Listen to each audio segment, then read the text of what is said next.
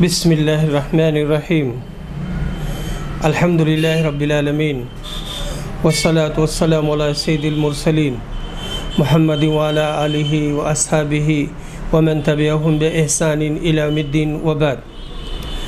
ناظرین السلام علیکم ورحمۃ اللہ وبرکاتہ۔ حدیث نمبر 7305 مالک بن اوس نصری نے روایت کی ہے کہ محمد بن جبیر بن مطیب نے مجھ سے اس سلسلے میں ذکر کیا تھا۔ پھر میں مالک کے پاس گیا اور ان سے اس حدیث کے متعلق پوچھا۔ انہوں نے بیان کیا کہ میں روانہ ہوا اور عمر کی خدمت میں حاضر ہوا۔ اتنے میں ان کے دربان یرفع آئے اور کہا کہ عثمان، عبد الرحمن، زبیر اور سعد اندر آنے کی اجازت چاہتے ہیں، کیا انہیں اجازت دی جائے؟ عمر نے کہا ہاں۔ چنانچہ سب لوگ اندر آ گئے، سلام کیا اور بیٹھ گئے۔ پھر یرفع نے آ کر پوچھا کہ کیا علی اور عباس کو اجازت دی جائے؟ ان حضرات کو بھی اندر بلایا۔ عباس نے کہا امیر المومنین، میرے اور ظالم کے درمیان فیصلہ کر دیجئے، یعنی میرے اور اس ظالم کے درمیان آپ انصاف کریے۔ آپس میں دونوں نے سخت کلامی کی۔ اس پر عثمان اور ان کے ساتھیوں کی جماعت نے کہا کہ امیر المومنین، ان کے درمیان فیصلہ کر دیجئے تاکہ دونوں کو آرام حاصل ہو۔ عمر نے کہا کہ صبر کرو، میں تمہیں اللہ کی قسم دیتا ہوں جس کی اجازت سے آسمان و زمین قائم ہے۔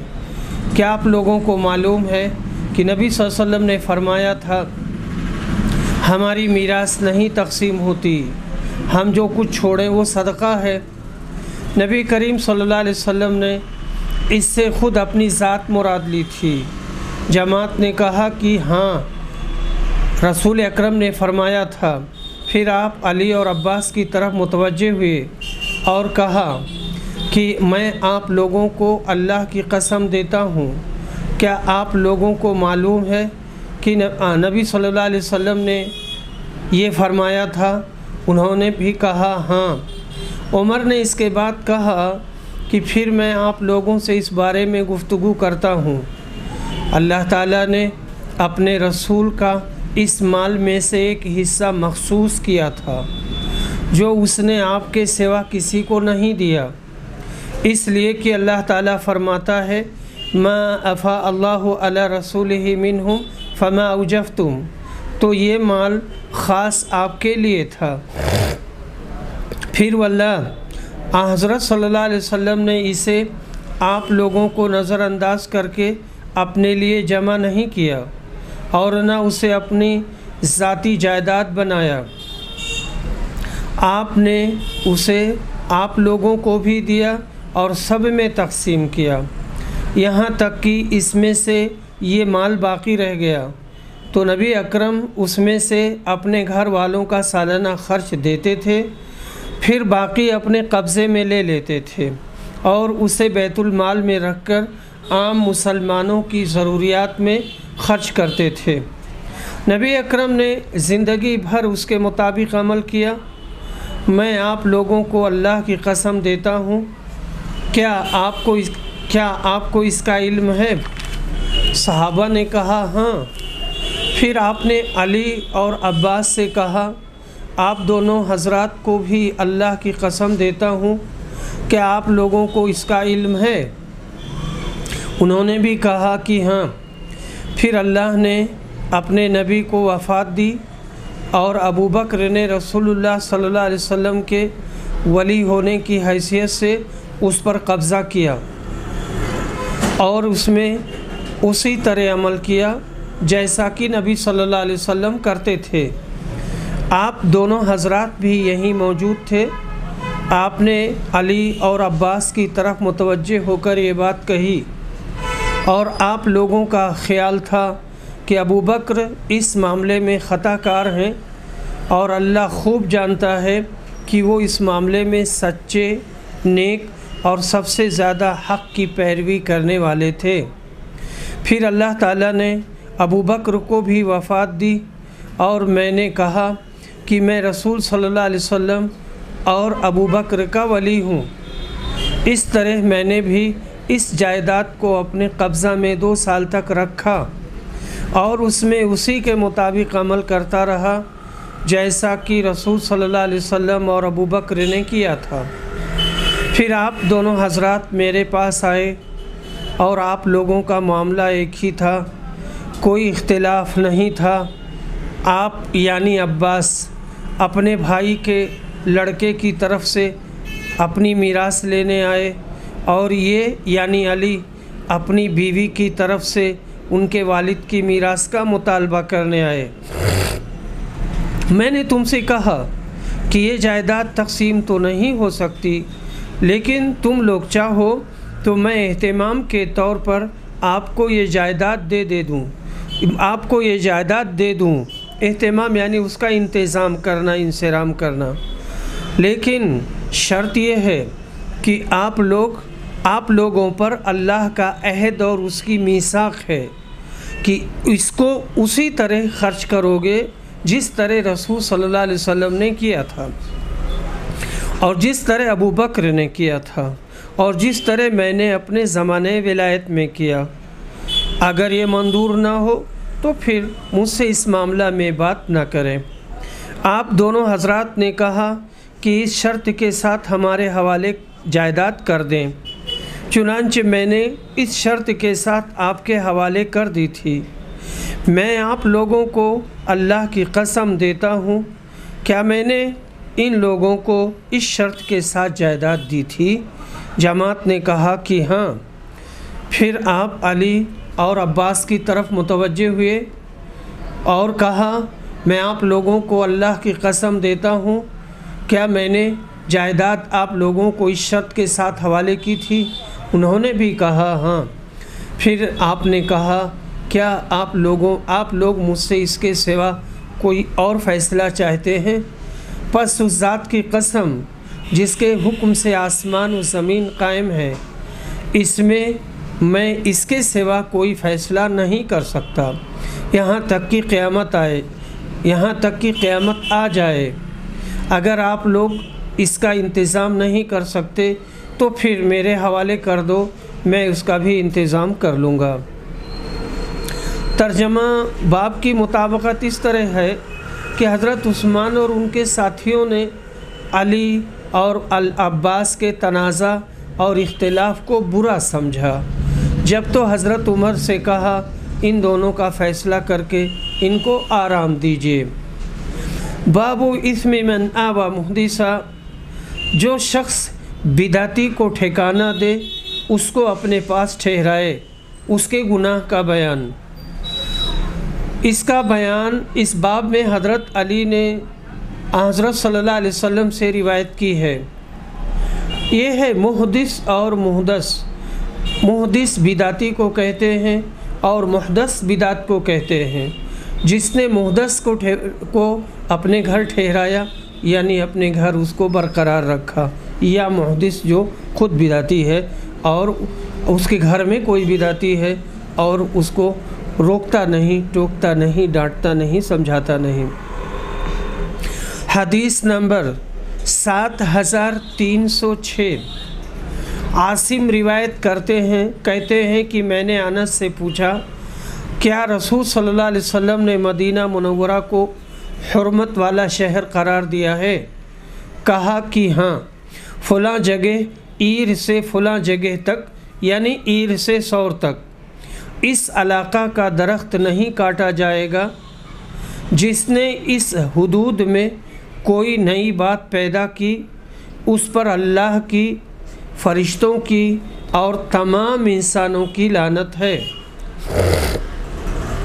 عاصم نے بیان کیا کہ پھر مجھے موسیٰ بن انس نے خبر دی کہ انس نے یہ بھی بیان کیا تھا کہ کسی نے دین میں بدعت پیدا کرنے والے کو پناہ دی۔ معاذ اللہ، بدعت سے نبی کریم صلی اللہ علیہ وسلم کو کتنی نفرت تھی کہ فرمایا جو کوئی بدعتی کو اپنے پاس اتارے جگہ دے اس پر بھی لعنت۔ مسلمانوں اپنے پیغمبر کے فرمانے پر غور کرو، بدعت سے اور بدعتیوں کی صحبت سے بچتے رہو اور ہر وقت سنت نبوی صلی اللہ علیہ وسلم اور سنت پر چلنے والوں سے محبت کرو۔ اگر کسی کام کے بدعت حسنہ یا سیئہ ہونے میں اختلاف ہو، جیسے مجلس میلاد یا قیام وغیرہ، تو اس سے بھی بچنا ہی افضل ہوگا، اس لیے کہ اس کا کرنا کچھ فرض نہیں ہے اور نہ کرنے میں احتیاط ہے۔ مسلمانوں تم جو بدعت کی طرف جاتے ہو یہ تمہاری نادانی ہے۔ اگر آخرت کا ثواب چاہتے ہو تو نبی صلی اللہ علیہ وسلم کی ایک ادنی سنت پر عمل کر لو، جیسے فجر کی سنت کے بعد ذرا سا لیٹ جانا، اس میں 1000 مولود سے زیادہ تم کو ثواب ملے گا۔ باب ما یذکر من ذم الرائے و تکلف القیاس، دین کے مسائل میں رائے پر عمل کرنے کی مذمت، اسی طرح بے ضرورت قیاس کرنے کی برائی، جیسا کہ اللہ تعالیٰ نے فرمایا ہے وَلَا تَخْفُ مَا لَيْسَ لَكَ بِهِ عِلْم، نہ کہو وہ بات جس کا تم کو علم نہ ہو، یا تکلف کے ساتھ قیاس کرنے کی، جیسے حنفیہ نے استحسان نکالا ہے، یعنی قیاس جلی کے خلاف ایک باریک علت کو لینا۔ ہماری شریعت میں، ہماری شرع میں ان باتوں کو کسی صحابی نے پسند نہیں کیا، بلکہ ہمیشہ کتاب و سنت پر عمل کرتے رہے۔ جس مسئلے میں کتاب و سنت کا حکم نہ ملا اس میں اپنی رائے کو دخل دیا، وہ بھی سیدھے سادے طور سے، اور پیش دار سے ہمیشہ پرہیز کیا۔ ترجمہ باب میں رائے کی مذمت سے وہی رائے مراد ہے جو نص کے ہوتے ہوئے دی جائے، یعنی قرآن و حدیث یا حدیث کی نص ہے، اس کے باوجود بھی آدمی رائے دیتا ہے تو مذموم ہے۔ حدیث نمبر 7307، عروہ بن زبیر روایت کرتے ہیں کہ عبداللہ بن عمرو بن عاص نے ہمیں ساتھ لے کر حج کیا، تو میں نے انہیں یہ کہتے سنا کہ میں نے نبی صلی اللہ علیہ وسلم سے سنا، آپ نے فرمایا اللہ تعالیٰ علم کو اس کے بعد کی تمہیں دیا ہے ایک دم سے نہیں اٹھا لے گا، بلکہ اسے اس طرح ختم کرے گا کہ علماء کو ان کے علم کے ساتھ اٹھا لے گا۔ پھر کچھ جاہل لوگ باقی رہ جائیں گے، ان سے فتویٰ پوچھا جائے اور وہ فتویٰ اپنی رائے کے مطابق دیں گے، پس وہ لوگوں کو گمراہ کریں گے اور وہ خود بھی گمراہ ہوں گے۔ پھر میں نے بھی یہ حدیث نبی صلی اللہ علیہ وسلم کی زوجہ مطہرہ عائشہ سے بیان کی۔ ان کے بعد عبداللہ بن عمرو نے دوبارہ حج کیا تو ام المومنین نے مجھ سے کہا کہ بھانجے عبداللہ کے پاس جاؤ اور میرے لیے اس حدیث کو سن کر خوب مضبوط کر لو جو حدیث تم نے مجھ سے ان کے واسطے سے بیان کی تھی۔ چنانچہ میں ان کے پاس آیا اور میں نے ان سے پوچھا تو انہوں نے مجھ سے وہ حدیث بیان کی، اسی طرح جیسا کہ وہ پہلے مجھ سے بیان کر چکے تھے۔ پھر میں عائشہ کے پاس آیا اور انہیں اس کی خبر دی تو انہیں تعجب ہوا اور بولیں کہ واللہ عبداللہ بن عمرو نے خوب یاد رکھا، ان کے حافظہ کی تعریف کی۔ حدیث نمبر 7308، اعمش روایت کرتے ہیں کہ میں نے ابو وائل سے پوچھا تم صفین کی لڑائی میں شریک تھے؟ کہا ہاں۔ پھر میں نے سہل بن حنیف کو کہتے سنا، اور پھر یہاں دوسری سند شروع ہوتی ہے، اور آگے چل کر کے سہل بن حنیف نے جنگ صفین کے موقع پر کہا کہ لوگوں اپنے دین کے مقابلہ میں اپنی رائے کو بے حقیقت سمجھو۔ میں نے اپنے آپ کو ابو جندل کے واقعہ کے دن یعنی صلح حدیبیہ کے موقع پر دیکھا کہ اگر میرے اندر رسول صلی اللہ علیہ وسلم کے حکم سے ہٹنے کی طاقت ہوتی تو میں اس دن آپ سے انحراف کرتا اور کفار قریش کے ساتھ ان شرائط کو قبول نہ کرتا۔ اور ہم نے جب کسی مہم پر اپنی تلواریں کندھوں پر رکھی یعنی لڑائی شروع کی تو ان تلواروں کی بدولت ہم کو ایک آسانی مل گئی جسے ہم جانتے تھے، مگر اس مہم میں یعنی جنگ صفین میں ہم مشکل میں گرفتار ہیں۔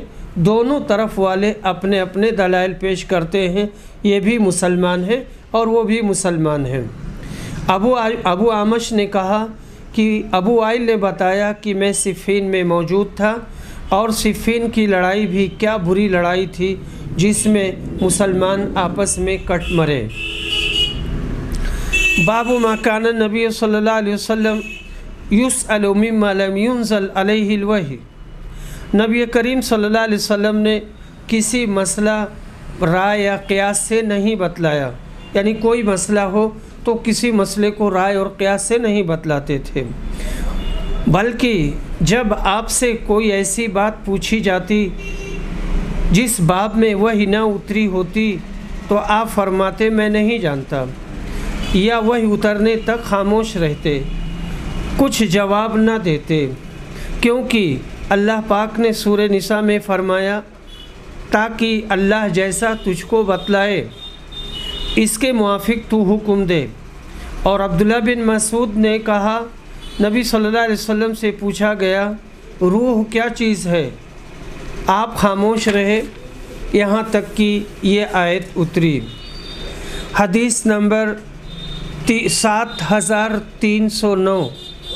محمد بن منقدر کہتے ہیں کہ میں نے جابر بن عبداللہ سے سنا، انہوں نے بیان کیا کہ میں بیمار پڑا تو رسول صلی اللہ علیہ وسلم اور ابوبکر عیادت کے لیے تشریف لائے۔ یہ دونوں بزرگ پیدل چل کر آئے تھے۔ پھر رسول صلی اللہ علیہ وسلم پہنچے تو مجھ پر بے ہوشی طاری تھی۔ حضرت صلی اللہ علیہ وسلم نے وضو کیا اور وضو کا پانی مجھ پر چھڑکا، اس سے مجھے افاقہ ہوا تو میں نے کہا اے اللہ کے رسول، اور بعض اوقات سفیان نے یہ الفاظ بیان کیے، میں نے کہا اے رسول اللہ، میں اپنے مال کے بارے میں کس طرح فیصلہ کروں، میں اپنے مال کا کیا کروں؟ بیان کیا کہ رسول صلی اللہ علیہ وسلم نے کوئی جواب نہیں دیا یہاں تک کہ آیت میراث نازل ہوئی۔ حدیث سے آپ کا سکوت نکلا وحی اترنے تک، لیکن یہ فرمانا کہ میں نہیں جانتا ابن حبان کی روایت میں ہے۔ ایک شخص نے آپ سے پوچھا کون سی جگہ افضل ہے، آپ نے فرمایا میں نہیں جانتا۔ دارقطنی اور حاکم کی روایت میں ہے، آپ نے فرمایا میں نہیں جانتا کہ حدود گناہ گرنے والوں کا کفارہ ہیں، حدود گناہ کرنے والوں کا کفارہ ہیں یا نہیں۔ محلب نے کہا نبی صلی اللہ علیہ وسلم نے بعض مشکل مقامات میں سکوت فرمایا، لیکن آپ صلی اللہ علیہ وسلم ہی نے اپنی امت کو قیاس کی تعلیم فرمائی۔ ایک عورت سے فرمایا اگر تیرے باپ پر قرض ہوتا تو ادا کرتی یا نہیں، تو اللہ کا حق ضرور ادا کرنا ہوگا، تو اللہ کا حق ضرور ادا کرنا ہوگا۔ یہ عین قیاس ہے، اور امام بخاری کا مطلب یہ نہیں ہے کہ بالکل قیاس نہ کرنا چاہیے، بلکہ ان کا مطلب یہ ہے کہ ایسا قیاس جو اصول شرعیہ کے خلاف ہو یا کسی دلیل شرعی پر مبنی نہ ہو، صرف ایک خیالی بات ہو، نہیں کرنا چاہیے۔ اور یہ مسئلہ تو علماء کا اجماعی ہے کہ نص موجود ہوتے ہوئے قیاس جائز نہیں، اور جو شخص حدیث کا خلاف کرے حالانکہ وہ دوسری حدیث سے اس کا معارضہ نہ کرتا ہو، نہ اس کے نسخ کا دعویٰ کرے، نہ اس کی سند میں قدح کرے، تو اس کی عدالت جاتی رہے گی، وہ لوگوں کا امام کہاں ہو سکتا ہے۔ اور امام ابو حنیفہ رحمہ اللہ نے فرمایا جو نبی کریم صلی اللہ علیہ وسلم سے ثابت ہو وہ تو سر اور آنکھوں پر ہے، اور صحابہ کے مختلف قولوں میں سے کوئی قول چن لیں گے۔ میں کہتا ہوں بس حنفیہ کو اپنے امام کے قول پر تو کم از کم چلنا چاہیے۔ باب تعلیم النبی صلی اللہ علیہ وسلم امتہ من الرجال والنساء مما علمہ اللہ۔ رسول اللہ صلی اللہ علیہ وسلم کا اپنی امت کے مردوں اور عورتوں کو وہی باتیں سکھانا جو اللہ نے آپ کو سکھائی تھیں، باقی رائے اور تمثیل آپ نے نہیں سکھائی۔ حدیث نمبر 7310 ابو سعید روایت کرتے ہیں کہ ایک خاتون نبی صلی اللہ علیہ وسلم کی خدمت میں حاضر ہوئیں اور کہا، اللہ کے رسول، آپ کی تمام احادیث مرد لے گئے، ہمارے لیے بھی آپ کوئی دن اپنی طرف سے مخصوص کر دیں جس میں ہم آپ کے پاس آئیں اور آپ ہمیں وہ تعلیمات دیں جو اللہ نے آپ کو سکھائی ہیں۔ آپ نے فرمایا، پھر فلاں فلاں دن فلاں فلاں جگہ جمع ہو جاؤ۔ چنانچہ عورتیں جمع ہوئیں اور رسول صلی اللہ علیہ وسلم ان کے پاس آئے اور انہیں اس کی تعلیم دی جو اللہ نے آپ کو سکھایا تھا۔ پھر آپ نے فرمایا، تم میں سے جو عورت بھی اپنی زندگی میں اپنے 3 بچے آگے بھیج دے گی، یعنی ان کی وفات ہو جائے گی، تو وہ اس کے لیے دوزخ سے رکاوٹ بن جائیں گے۔ اس پر ان میں سے ایک خاتون نے کہا، اے اللہ کے رسول، اور 2؟ انہوں نے اس کلمہ کو 2 مرتبہ دہرایا۔ پھر آپ نے فرمایا، ہاں، 2 بھی یہی درجہ رکھتے ہیں اور ان کو بھی اس کا ثواب ملے گا۔ باب کا مطلب یہیں سے نکلتا ہے۔ کرمانی نے کہا اس قول سے کہ وہ اس کے لیے دوزخ سے آڑ ہوں گے، کیونکہ یہ امر بغیر اللہ کے بتلائے قیاس اور رائے سے معلوم نہیں ہو سکتا۔ باب قول نبی صلی اللہ علیہ وسلم لا تزال طائفۃ من امتی ظاہرین علی الحق یقاتلون وهم اہل العلم۔ رسول اکرم صلی اللہ علیہ وسلم کے ارشاد کا بیان، میری امت کی ایک جماعت حق پر غالب رہے گی اور جنگ کرتی رہے گی۔ اور امام بخاری رحمہ اللہ نے کہا کہ اس گروہ سے دین کے عالموں کا گروہ مراد ہے۔ علی بن عبداللہ مدینی جو امام بخاری کے استاد ہیں کہتے ہیں اس سے جماعت اہل حدیث مراد ہے۔ حدیث نمبر 7311 مغیرہ بن شعبہ روایت کرتے ہیں کہ نبی صلی اللہ علیہ وسلم نے فرمایا، میری امت کا ایک گروہ ہمیشہ غالب رہے گا، اس میں علمی و دینی غلبہ بھی داخل ہے۔ علمی اعتبار سے بھی غالب رہیں گے اور دینی اعتبار سے بھی، یہاں تک کہ قیامت آ جائے گی اور وہ غالب ہی رہیں گے۔ یہ دوسری حدیث کے خلاف نہیں ہے جس میں یہ ہے کہ قیامت بدترین خلق اللہ پر قائم ہوگی، کیونکہ یہ بدترین لوگ ایک مقام میں ہوں گے اور وہ گروہ دوسرے مقام میں ہوگا۔ یا اس حدیث میں امر اللہ سے یہ مراد ہے کہ یہاں تک کہ قیامت قریب آ پہنچے تو قیامت سے کچھ پہلے یہ فرقہ والے مر جائیں گے اور نیرے برے لوگ رہ جائیں گے، جیسے دوسری حدیث میں ہے کہ قیامت کے قریب ایک ہوا چلے گی جس سے ہر مومن کی روح قبض ہو جائے گی۔ حدیث نمبر 7312 ابن شہاب روایت کہتے ہیں کہ ہمیں حمید نے خبر دی کہ میں نے معاویہ بن ابی سفیان سے سنا، وہ خطبہ دے رہے تھے۔ انہوں نے کہا کہ میں نے نبی کریم صلی اللہ علیہ وسلم سے سنا ہے، آپ نے فرمایا، اللہ جس کے ساتھ خیر کا ارادہ کرتا ہے اسے دین کی سمجھ عطا کرتا ہے، اور میں تو صرف تقسیم کرنے والا ہوں اور دیتا اللہ ہے، اور اس امت کا معاملہ ہمیشہ درست رہے گا یہاں تک کہ قیامت قریب آ جائے، یا آپ نے یوں فرمایا یہاں تک کہ اللہ کا حکم آ جائے۔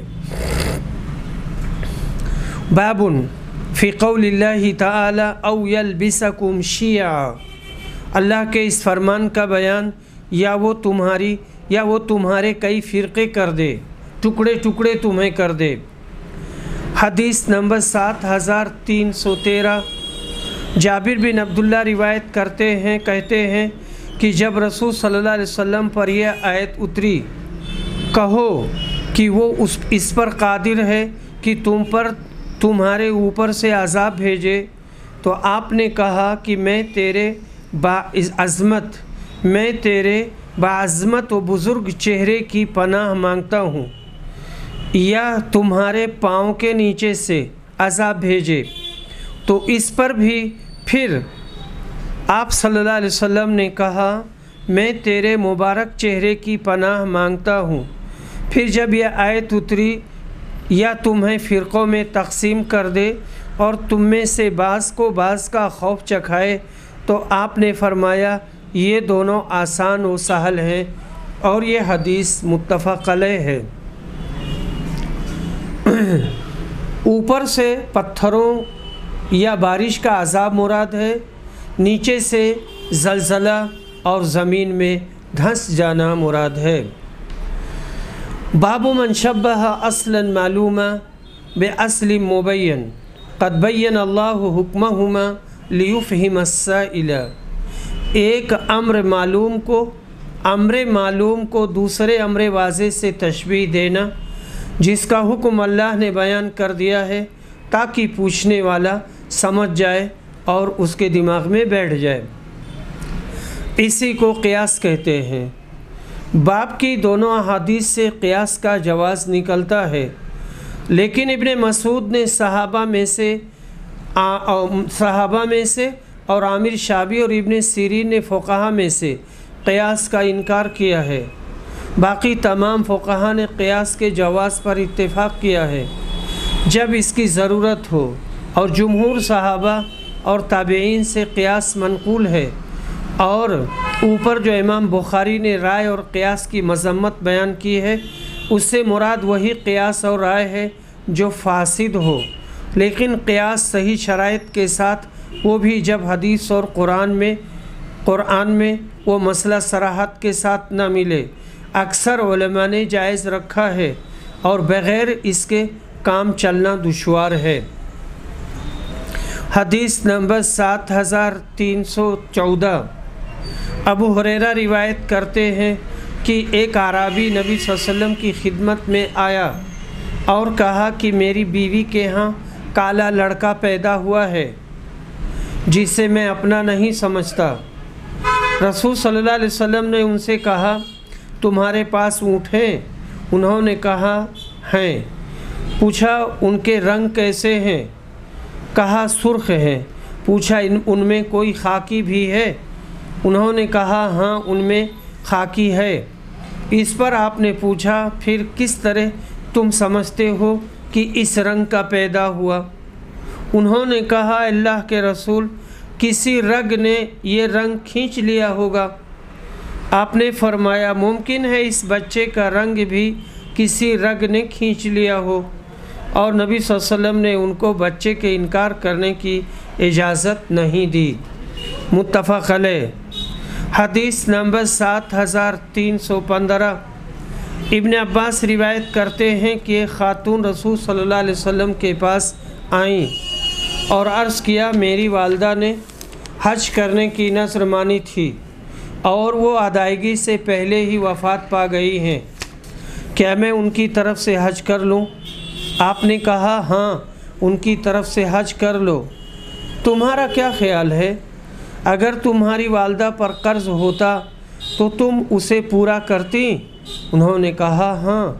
آپ نے فرمایا پھر اس قرض کو بھی پورا کر جو اللہ تعالیٰ کا ہے، کیونکہ اس قرض کا پورا کرنا زیادہ ضروری ہے۔ باب ما جاء فی اجتہاد القضاة بما انزل اللہ لقولہ ومن لم يحكم بما انزل اللہ فاولئک هم الظالمون۔ قاضیوں کو کوشش کر کے اللہ کی کتاب کے موافق حکم دینا، کیونکہ اللہ نے فرمایا ہے جو لوگ اللہ کے اتارے موافق فیصلہ نہ کریں وہی لوگ ظالم ہیں، اور نبی صلی اللہ علیہ وسلم نے اس علم والے کی تعریف کی جو علم کے موافق فیصلہ کرتا ہے، اور علم کے بعد میں یہاں قوسین میں ہے قرآن اور حدیث، قرآن و حدیث کے علم کے مطابق فیصلہ کرنا، اور لوگوں کو قرآن و حدیث سکھلاتا ہے اور اپنی طرف سے کوئی بات نہیں بتاتا۔ اس باب میں یہ بھی بیان ہے کہ خلفاء نے اہل علم سے مشورے لیے ہیں۔ اس کے بعد میں یہاں پر فتح الباری سے ایک لمبا اقتباس ہے، اور اس کا ترجمہ بھی ہے، ہم ترجمہ آپ کے سامنے پڑھ رہے ہیں۔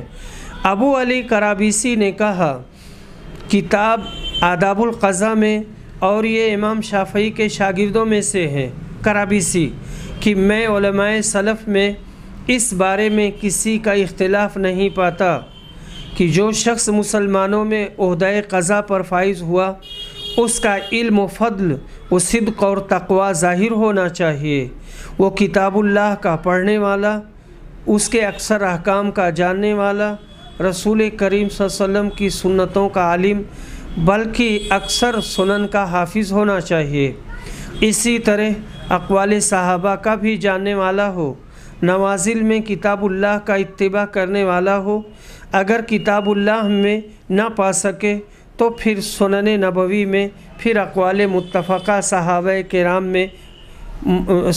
کرام رضی اللہ عنہ میں ماہر ہو، اور اہل علم و اہل مشاورت کے ساتھ کثیر المذاکرہ ہو، فضل و ورع کو ہاتھ سے نہ جانے دے، اور اپنی زبان کو کلام حرام سے، پیٹ کو لقمہ حرام سے اور فرج کو حرام کاری سے پورے طور پر بچانے والا ہو، اور خصم کے کلام کو سمجھنے والا ہو، یعنی مد مقابل جو بات کہتا ہے اس کو جاننے والا اور سمجھنے والا ہو۔ فتح الباری جلد نمبر 13 صفحہ نمبر 182۔ حدیث نمبر 7316۔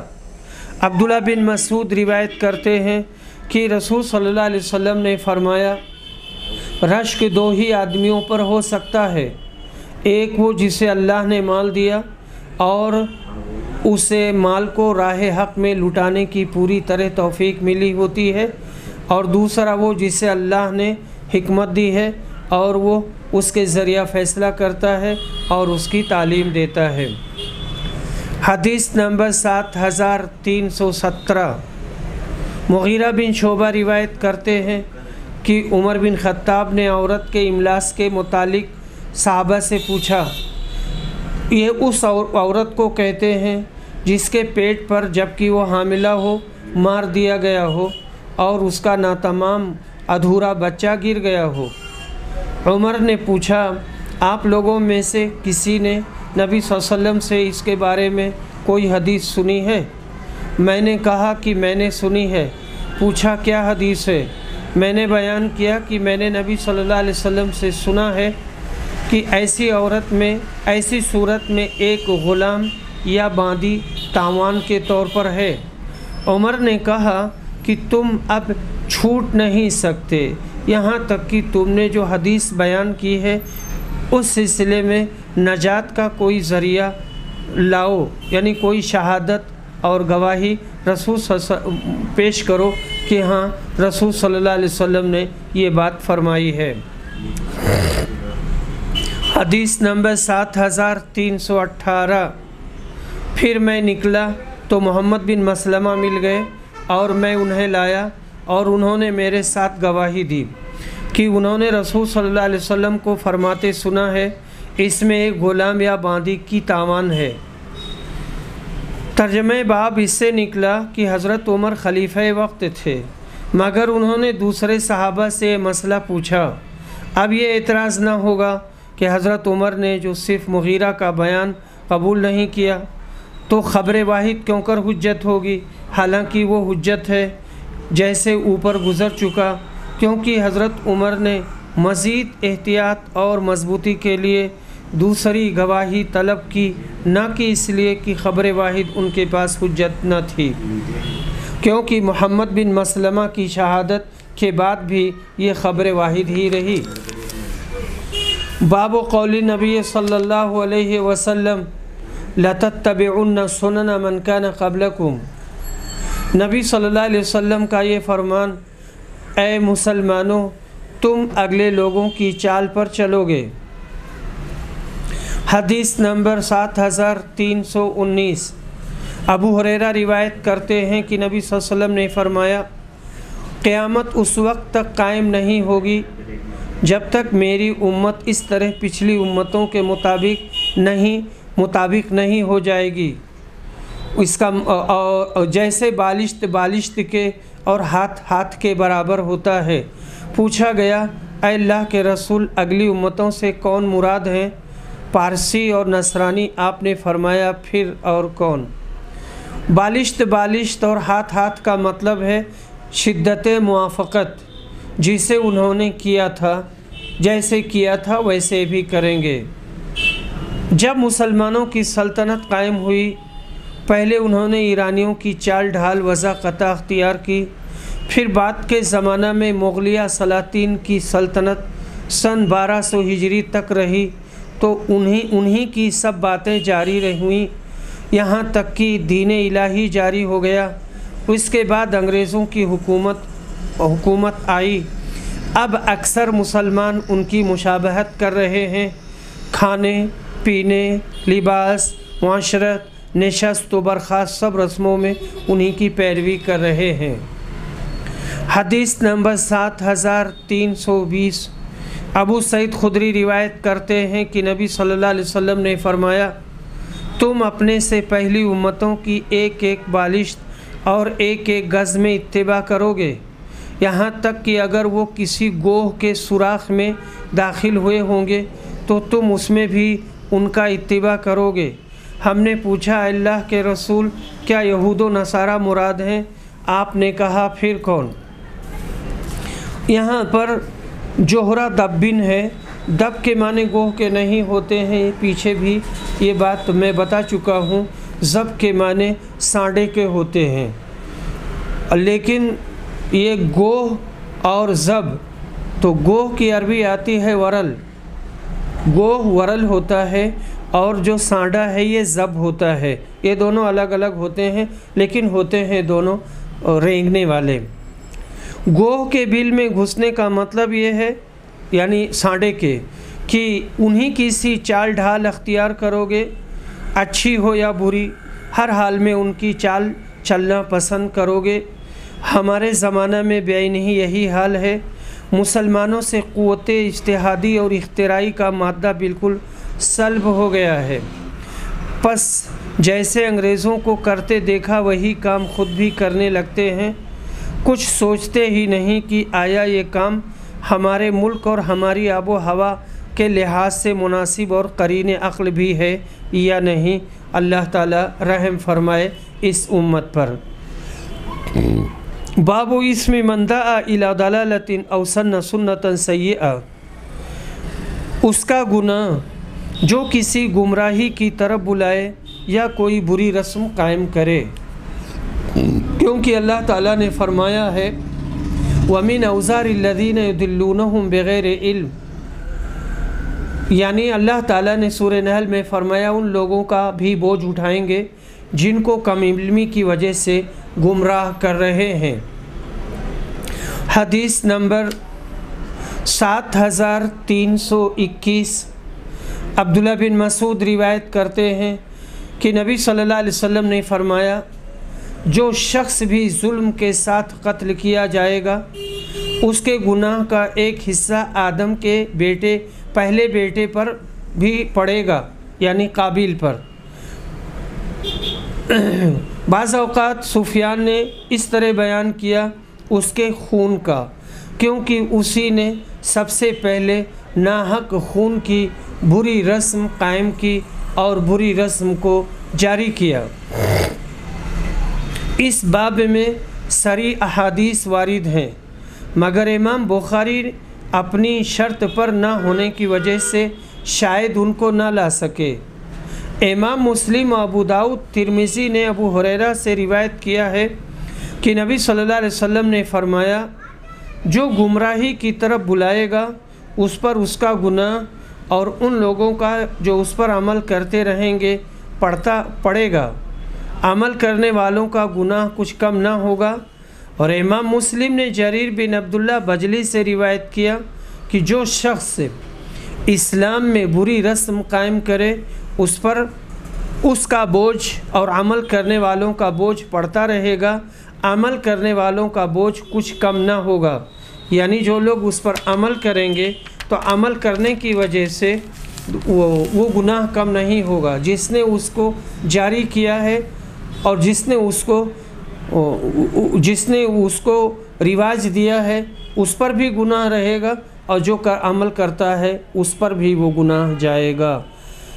وآخر دعوانا الحمدللہ رب العالمین۔